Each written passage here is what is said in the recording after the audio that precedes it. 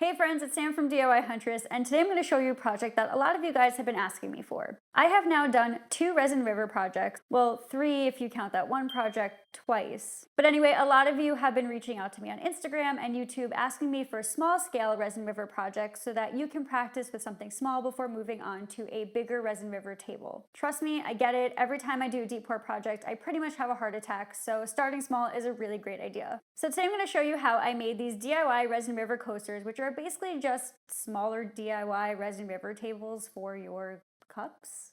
Even cooler, I did not use a live edge piece of wood for this project. In fact, that live edge is actually fake. Counterfeit live edge, faux live edge, fake live edge, whatever it is. Today I'm going to show you how to make, I guess, counterfeit live edge Resin River coasters. So let's get started.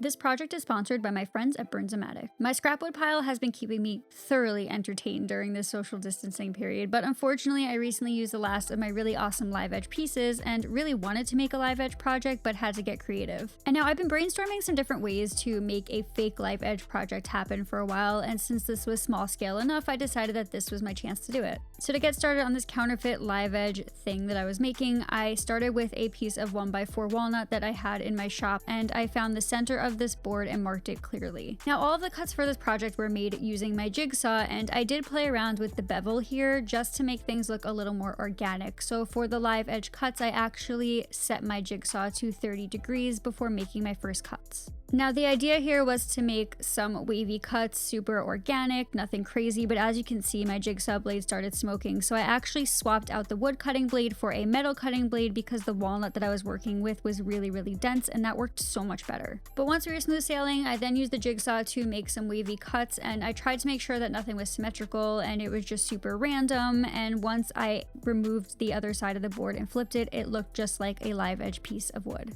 There were definitely a couple of sections that looked too mechanic and not organic enough, so I went back in with my jigsaw and just cut away a couple of those pieces until I was happy and until it looked like an actual live edge piece of wood. But ultimately, once I was happy, it was then time to prep the pieces for the resin molds. Now, originally I actually ordered some square coaster resin molds for this project, but they did not arrive in time for me to do this project for you guys, so I actually settled on some circular cake molds instead that were made out of 100% silicone. But as always, you can find the full list of materials and products that I use for this project on my website by clicking on the link below this video, and I have also linked the square molds there as well in case you want your coasters to be square instead of round. But once I figured out my layout, I then traced the bottom of the round coaster mold onto the piece of wood because I'm going to be cutting this out using a jigsaw. And now I decided here that I was actually only going to make 4 coasters overall because I did some inventory and I only had enough deep pour epoxy resin for 4 coasters, so that's how many I traced. And then once I was done laying out all of my coasters, it was time to cut them out using my jigsaw, which I set back to 0 degrees. One thing to note here is that when cutting out the coasters, they don't need to be perfect. I'm actually going to be sanding these down before I put them into the round coaster molds because as steady as I am with a jigsaw, I'm not perfect at cutting out circles with it. So I had to kind of accept that and just work with what I had. Another option for cutting these out if you don't have a jigsaw or a scroll saw or a bandsaw is that you can actually cut them out using a miter saw and cut them into squares really close to the markings that you made, and then bring the pieces over to a sander where you can sand away the edges until you can get as close as possible to the markings that you made for that perfect circle. Overall, the goal here is that the circles need to fit inside of those round cake molds, so they don't have to be perfect, but they definitely need to be close. There's going to be so much sanding that happens later where the final shaping of the coasters comes into play, so this wasn't something that I obsessed over. I just tried the best that I could. Now, I use my benchtop belt sander to shape all of the pieces for this project, but you can use whatever power sander you have in your own workshop and it will work just as well. And ultimately, once I was finished shaping all of the pieces, I then hand sanded the inside portion of the fake live edge that I made to prepare it for the resin pour. I then cleaned the silicone cake molds using some rubbing alcohol and a paper towel because it was definitely dirty from a previous pour, and once that was clean, I then installed the little pieces of walnut into the mold. I then set up the pour in a room that was temperature controlled at about 68 degrees consistently. Resin is very temperature sensitive, so if you're pouring, you have to make sure that it is the correct temperature for your pour, and that information will always be on the bottle of the resin that you choose to use. Now, one issue I've run into a couple of times with deep pour resin is that if you don't clamp your pieces down, they could float in the resin, and because these pieces were so small, I did have an issue just using traditional wood clamps. So to get a little creative with the process, I took some small scrap pieces of walnut from the cuts, wrapped them in packaging tape, and then applied them to the top of my little slabs. I then applied longer pieces of wood on top of them, and this is going to evenly distribute the weight of the clamps throughout all of these tiny scrap pieces and hold down those slabs nice and tightly. Even cooler, because those scrap pieces are wrapped in packaging tape, they will not stick to the resin if the resin overpours, which, spoiler alert, it totally did. Now, once those pieces were secure, it was time to mix up my epoxy resin, and I chose a deep pour resin for this project because you can pour it all in one shot and then wait a couple of days for it to dry. You could use a tabletop epoxy for a project like this and just pour it in small increments over the course of a couple of hours, but whatever you choose to use once you mix up your resin, you can then add a really cool pigment to it, and I chose to use this Caribbean blue color because I've never done blue and walnut before, and I really like the way it looks when I see it on tables. And once my color was mixed into my resin, I then transferred it to a really small cup because that made pouring in this super tight environment a lot easier. And although adding those clamps doesn't make it really cool to watch the resin go in, I did feel better knowing that my pour was secure, and I just poured everything all at once. In complete seriousness, working with a small coaster project and a deep pour resin is a really great place to start if you've never worked with a deep pour resin before, because a deep pour resin is super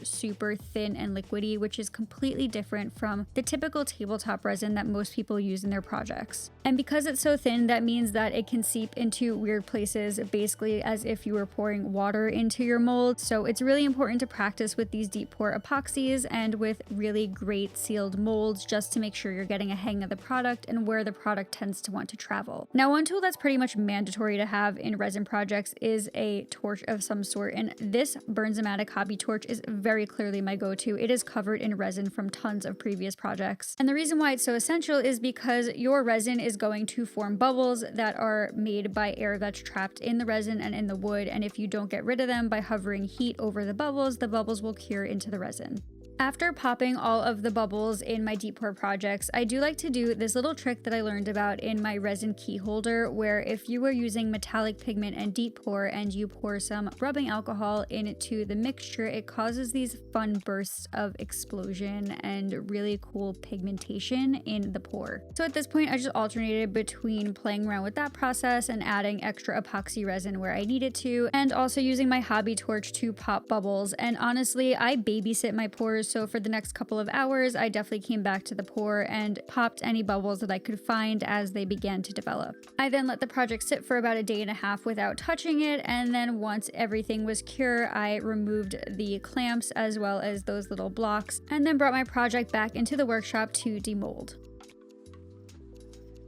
When it was time to remove the coasters from the mold, they popped out so easily, it was awesome. I seriously wish that every single resin project was this easy to demold. If you've seen my table projects, they take a lot of effort, and these little silicone cake molds were amazing. But once they were removed from the molds, it was then time for my least favorite part of the project, all of the sanding that I needed to do. And I started this process by thoroughly sanding the front and the back of these coasters to remove any of the excess resin and to leave a really nice smooth surface to work with. Because I don't have a router table or a template to work with, I wanted to find a really creative way to get these coasters to be basically exactly the same. So I decided to tape them together with a little trick where I use painter's tape and some CA glue, and then push these pieces together so that the glue only dries in between those two pieces of tape, making a permanent enough bond for me to be able to sand the two pieces simultaneously at the same time. And so basically, once they were taped together, I brought them both over to my belt sander and began to shape them at the same exact time. I also repeated this step on the other two coasters as well, and then eventually worked my way up to being brave enough to tape all four of them together and to sand them as one giant stack so that they were all the same exact shape and the same exact size. And honestly, it worked out really awesome, and I was actually pretty impressed. So because I used a tape trick, it was super easy to remove the coasters from one another. I just pulled them apart, removed the tape, and it was as if nothing ever happened. In the end, I was just left with 4 coasters that were pretty much symmetrical and looked kind of sweet. But unfortunately, I wasn't done yet. There was still more sanding to do, so I decided to use the same exact tape trick with the CA glue to place the coasters onto my workbench so that they wouldn't move around when I sanded them. And I started by sanding them at 120 grit and then worked my way all the way to 220 grit. And after sanding everything down to 220 grit, I then used my same random orbital sander to sand down the edges to smooth everything out and to make sure that everything was nice and round and beautiful. Now, if there's anything I've learned about projects where something wet is going to be touching them, like food or a drink or whatever, it's really important to wet the grain and raise the grain before approaching your final finishing stages. So after sanding the coasters to 220 grit, I then wet them using some water, allowed them to air dry, and then came back and finished them off up to 400 grit so that the resin was nice and shiny.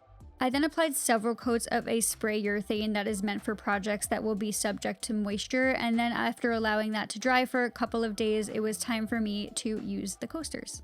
I've said it before on my channel, but I wasn't kidding when I said that I was obsessed with epoxy resin projects. They are so much fun and the possibilities feel almost endless. This little fake live edge resin river coaster project was actually a lot of fun to play with, and I actually wish that I did this before my first resin river pour because I probably would have felt so much more confident when I made that table. But ultimately, all of my goals here were totally achieved. I was able to practice this fake live edge technique with a regular piece of walnut and was also able to practice my deep pours and show you guys a really easy entry level resin river project for those of you that want to tackle a larger one in the future.